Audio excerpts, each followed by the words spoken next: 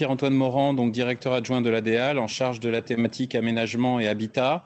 Ce forum est un forum important, effectivement, organisé par la G50. Nous mettons modestement à disposition notre salle pour permettre aux intervenants de pouvoir assurer leur présentation aujourd'hui.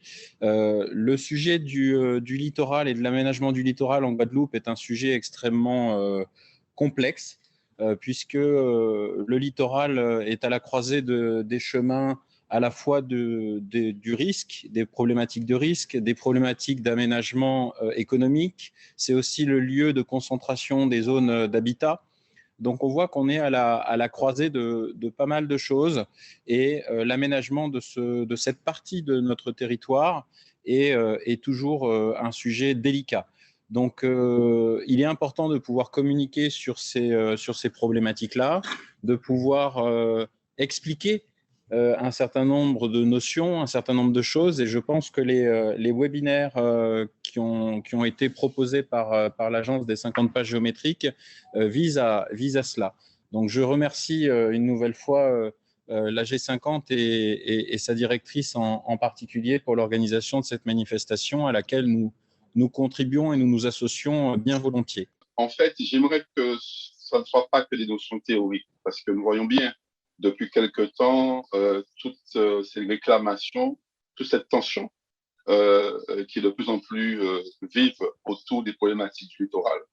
Qu'il s'agisse de la problématique d'occupation, et là, avec pas mal de choses de vérité qui sont dites ou de contre-vérités qui sont aussi formulées. Et je pense que là, il y a une grande mise au point à faire pour que le Guadeloupéen et les acteurs que sont les collectivités et les techniciens de collectivités puissent bien embrasser toute cette problématique et pouvoir l'expliquer à une population qui, ma foi, est complètement perdue à travers toutes ces lois et toutes ces notions qui viennent s'enchevêtrer et quelquefois se percuter à propos du littoral. Et je veux parler de là, par exemple, une des fausses bonnes idées qui circulent sur le fait qu'on ne puisse pas construire sur le littoral, ce qui mettrait l'agence d'ailleurs de 50 pages géométriques complètement en porte-à-faux, puisque nous sommes censés régulariser la situation de personnes qui ont construit. Ce qui voudrait bien dire que oui, il y a une partie du littoral qui est inconstructible, imprescriptible, mais aussi oui, il y a une partie du littoral qui non seulement dès l'origine, je veux dire quand je dis dès l'origine, dès les textes anciens, dès le Moyen-Âge, a toujours été construite et ça s'est renforcé au fur et à mesure des occasions, des opportunités. Donc, je ne reviendrai pas dessus, je pense que certains mieux que moi pourront le faire. Mais je veux dire que là, aujourd'hui, il est bon de rétablir un certain nombre de choses et de tenter, en tout cas, d'expliciter les choses au grand nombre. Je vais aussi parler des tensions liées à ce que l'on connaît de mieux en mieux, c'est-à-dire les risques qui sont attachés au littoral, de submersion marine notamment, au cyclonique ou tsunami. Donc tout ça qui fait qu'aujourd'hui, la zone rouge qui est peut-être rouge, violette, voire même rose et des fois même rouge, mais tout à la fois pas sujet à risque. Tout ça, ce sont des choses qu'il va falloir aujourd'hui expliciter et pour que nous puissions, en termes de personnes en charge des politiques publiques, soit de les définir, soit de les appliquer, de pouvoir œuvrer sur cette bande littorale, en sachant que nous sommes sur je dirais, un socle législatif qui est mouvant. Nous attendons encore d'ailleurs, il y a une loi qui doit sortir, même deux lois qui doivent sortir, la loi 4D et la loi aussi qui va nous concerner sur les problèmes d'environnement. Donc tout ça montre bien que ce séminaire, ce webinaire est totalement d'actualité et j'espère que l'ensemble des intervenants pourront chacun à leur tour porter leur pierre à l'édifice de la connaissance, de la meilleure appréhension des problématiques sur un territoire. Et là, j'avoue que le thème de cette après-midi sur le développement économique, pour moi, fait sens. Et c'est vrai que le littoral, dans un pays où il y a plus de 25%, voire 30% de chômeurs, on ne peut pas voir ce littoral sans se poser la question du développement économique, tout en préservant, bien sûr, notre patrimoine environnemental et, bien sûr, les enjeux qui vont avec. Et si on pouvait, d'ailleurs, jeter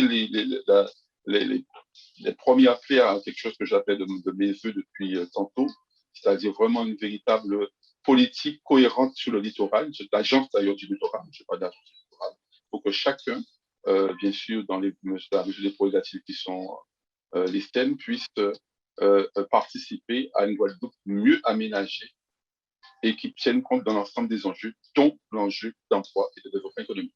Il faut qu'on fasse de la pédagogie, il faut clarifier. Il y a beaucoup d'intervenants sur le littoral Guadeloupe.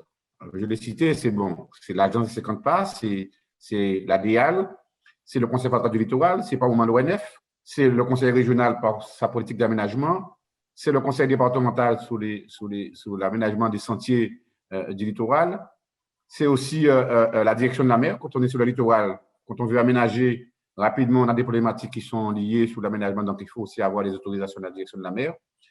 Et il me semble qu'il est important qu'on puisse trouver, là, donc aujourd'hui, c'est, en tout cas, bravo à l'agence qui a pris cette initiative, de se retrouver autour d'une plateforme où on peut échanger, on peut discuter, et pour qu'à la fin, qu'on puisse avoir une vision concertée. Parce que beaucoup de maires veulent aménager, veulent valoriser. Et c'est l'atelier de cet après-midi, la question de la valorisation, la question du développement économique.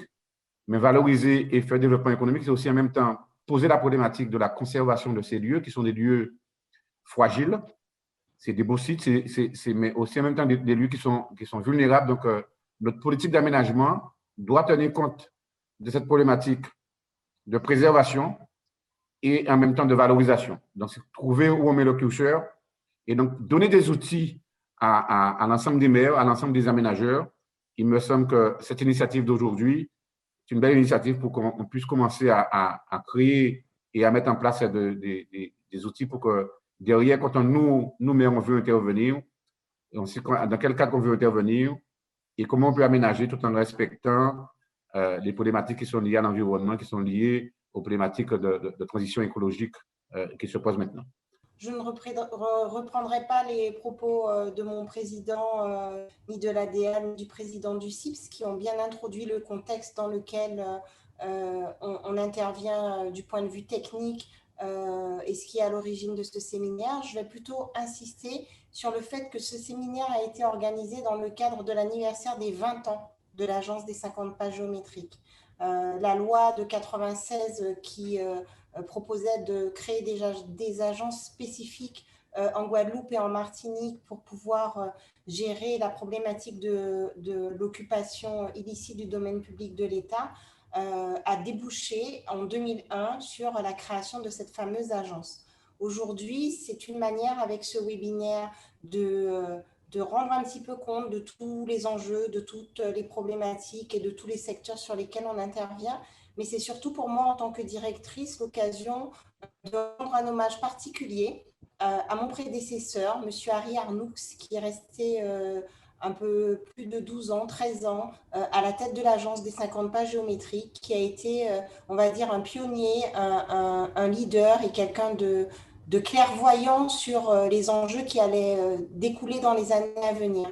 C'est aussi pour moi l'occasion de rendre un hommage particulier à l'ensemble du personnel de l'agence qui œuvre quotidiennement à trouver des solutions et à accompagner les occupants des collectivités dans la gestion des problématiques qui se posent à eux, et surtout ceux qui sont là depuis le début, depuis 2002, depuis 2003, depuis 2001. Vraiment, j'en profite pour les saluer. Le travail est très compliqué dans un contexte réglementaire qui a été réglementaire et législatif qui a été souvent défavorable à la lisibilité et à la transparence sur les actions que menait l'agence. Ça n'a pas été facile, mais aujourd'hui, plus que jamais, on dispose d'une équipe qui est déterminée, avec le conseil d'administration de l'agence à nos côtés, à relever les défis qui se posent à nous sur cette nouvelle programmation. Pour conclure, je vais conclure en faisant une synthèse qui sera courte, mais en rappelant certains éléments essentiels. Alors, Monsieur Pélage disait, il ne faut pas être trop théorique dans ce forum, et je pense que les intervenants ne l'ont pas été, qu'il faut expliciter pour progresser, donner des outils. Jules Otto l'a demandé, et on a bien vu que l'ADA travaille notamment à une formation. On a vu qu'il y a ce projet peut-être qu'il sera bientôt concrétisé d'un nouveau conseil du littoral. Du côté de la région, il y a forcément un site Internet mis à disposition, différents liens Internet du BRGM, du Conservatoire du littoral, une foule de documents, sans compter les actes que je vais rédiger et qui seront transmis dans les prochaines semaines à l'Agence des 50 pas géométriques, qui ne manquera pas de les mettre en consultation. Alors, une multiplication des risques naturels avec ce recul du trait de côte qui nous préoccupe tous, les submersions, les séismes, l'élévation du niveau de la mer. Monsieur Delator, ce matin, nous disait une projection de 26 cm. Donc là aussi, ça nous préoccupe vraiment, hein, puisque nous avons vu des images des falaises, l'effondrement des falaises qui menacent et évidemment des vies humaines en danger. Donc la notion même de résilience des territoires, c'est le cœur de ce forum, c'était le cœur de ce forum et c'est vraiment une question qui doit nous agiter et j'ai envie de dire, pas seulement les institutions, pas seulement les acteurs concernés, mais tout un chacun. Et en même temps, évidemment, ces risques naturels, des enjeux sociaux, humains, avec des activités économiques à préserver.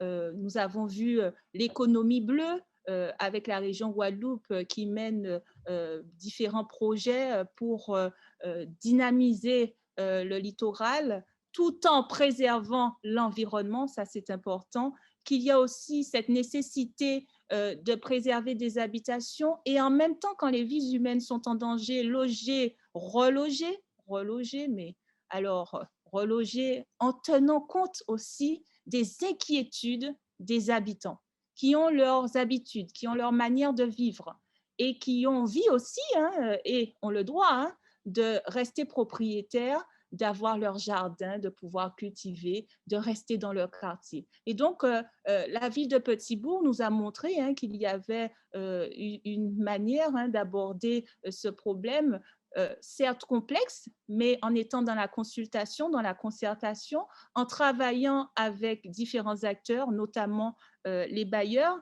Et Dominique Joly nous a bien montré aussi cet aspect d'accession très sociale, avec une volonté de permettre aux gens d'accéder à la propriété pour qu'ils ne se sentent pas frustrés et qu'ils puissent aussi passer l'héritage. On sait que c'est une question ô combien importante, laisser quelque chose à ses enfants. Bien sûr, un enjeu économique, mais aussi une conservation nécessaire du littoral.